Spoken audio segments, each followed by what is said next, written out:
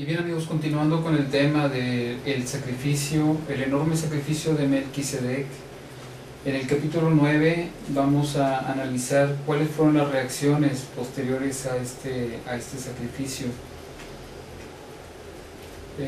Vemos que el príncipe Melquisedec, después de los terribles golpes infligidos sobre su cuerpo, queda totalmente desmayado. En el caso de Jesucristo, él fue crucificado y fue muerto, ¿verdad? Y su cuerpo fue bajado de la cruz y fue depositado en una tumba.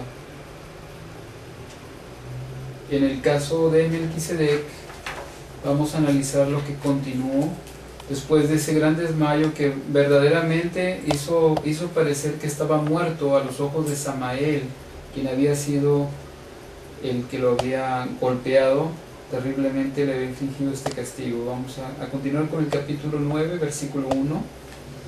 Vamos a leer del 1 al 3. Dice lo siguiente: al cesar de golpear al príncipe, el súbdito rebelde fue poseído por un extraño horror al contemplar en la faz de aquel que solamente le había hecho el bien, el sopor de la muerte. Procuraba no recordar el pasado, pero irresistiblemente sentía ser arrastrado a los días de su feliz inocencia en Salem. Revestido de ricas vestiduras, estaba siempre al lado del príncipe, que con dedicación le enseñaba cada día sus canciones que hablaban de la paz. En los indeseados recuerdos por los cuales era arrastrado, revivió sus primeros pasos en el camino del orgullo y del egoísmo. Se acordó de los incesantes consejos y ruegos de aquel que había sido su mejor amigo, para que desistiera de aquel camino que podía conducirlo a la infelicidad. Después de ser arrastrado en los recuerdos por todo aquel pasado de felicidad destruida por su culpa, Samael tuvo conciencia de su ingratitud. Horrorizado por lo que había hecho, se arrodilló sobre el cuerpo ensangrentado de Melquisedec y se desesperó al verlo sin vida. No soportando el peso de la gran culpabilidad, dejó aquel lugar apresuradamente, deseando ocultarse lejos, bajo las tinieblas de la noche fría. Así, aquí vemos, por ejemplo, que Samael, al momento en que ve al príncipe muerto, ¿verdad? Porque para él estaba muerto, totalmente desmayado, ensangrentado, con las manos heridas, con todo su cuerpo azotado, se horroriza de tales actos al ser en sus pensamientos, al venir a su mente los recuerdos de todo lo que el príncipe siempre le había dado, todo el amor, todo el cariño, y ahora él ahí se encuentra siendo el autor de aquella muerte que para él era el haberlo asesinado. Ese mismo horror y ese mismo reacción que tuvo Caín al matar a su hermano Abel después de haberlo asesinado y darse cuenta de su tan grande delito, hizo que Samael, ese mismo sentimiento también llegó a Samael en su momento, y dejó ahí a Melquisedec y dejó el cetro y huyó, ¿verdad?, en su sentimiento de desesperación y horror.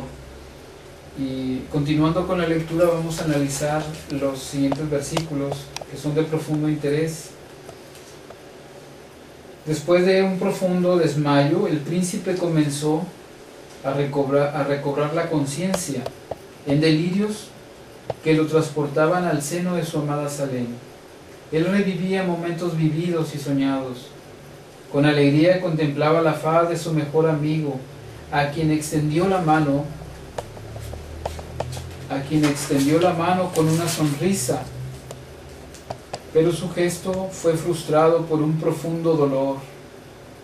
En medio de los aplausos de los súbditos victoriosos, recibió de su padre el cetro, pero al tocarlo sintió un dolor irresistible en sus manos.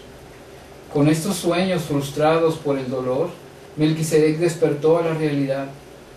Estaba desnudo, herido y solitario, en un lugar peligroso, lejos del abrigo y del cariño de Salem. Más doloroso era pensar que todo aquello había sido la retribución de alguien que había sido el blanco principal de todas las dádivas de su amor.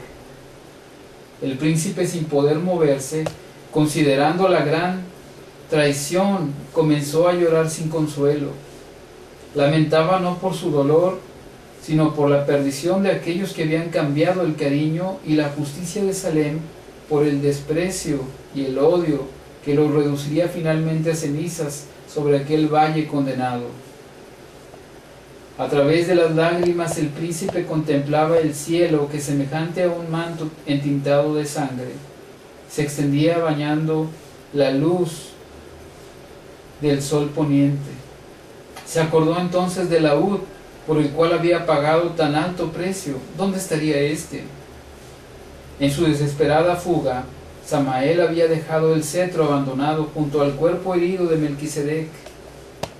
Cuando él lo vio, se olvidó de todo el dolor y lo abrazó con sus manos heridas, acariciándole la parte convexa, arruinada. Con una sonrisa le dijo: tú eres mío nuevamente, yo te compré con mi sangre. En estos versículos vemos la situación con Melquisedec cuando él en esos delirios, en esos sueños, en ese desmayo, en ese profundo desmayo, empieza a recordar y ve momentos felices al lado de su mejor amigo, al cual extiende su mano, y en ese momento siente un gran dolor en su mano. Luego se ve cómo era su sueño de que iba a ser coronado, ¿verdad?, por sus súbditos victoriosos, y en su sueño él ve, en sus delirios él ve a su padre que le ofrece el cetro, y él extiende sus manos y al tomarlo siente ese dolor, y ese dolor en las manos es lo que hace que Melquisedec, después de ese profundo desmayo, se despierte y se dé cuenta que se encuentra herido en un lugar solitario y peligroso. Él se levanta y mirando que el sol ya se había puesto, ve claramente que ya había pagado el precio y busca aquel laúd, el cetro, el laúd dorado, por el cual él había pagado un precio tan grande.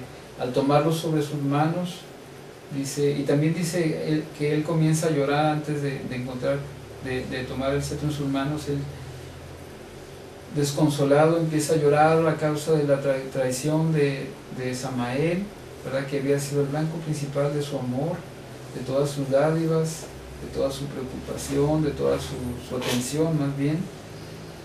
Y sin embargo ve cómo esos seguidores de Samael, y Samael cambia toda la felicidad y el amor de la Salem, de una Salem limpia y pura, por aquellas ciudades de muerte. Y Melquisedec, al tomar en sus manos el cetro, se olvida de sus dolores por la felicidad de tenerlo nuevamente, y le dice unas palabras muy significativas: tú eres mío nuevamente, yo te compré con mi sangre. A esta escritura vamos a leer lo que dice en 1 Corintios 6:20.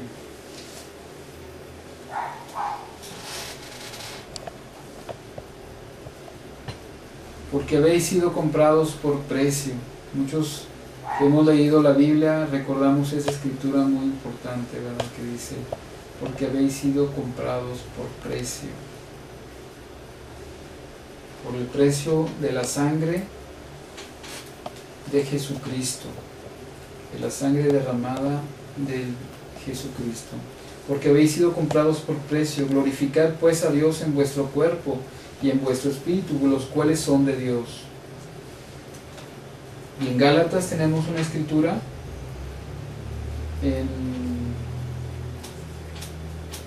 en Gálatas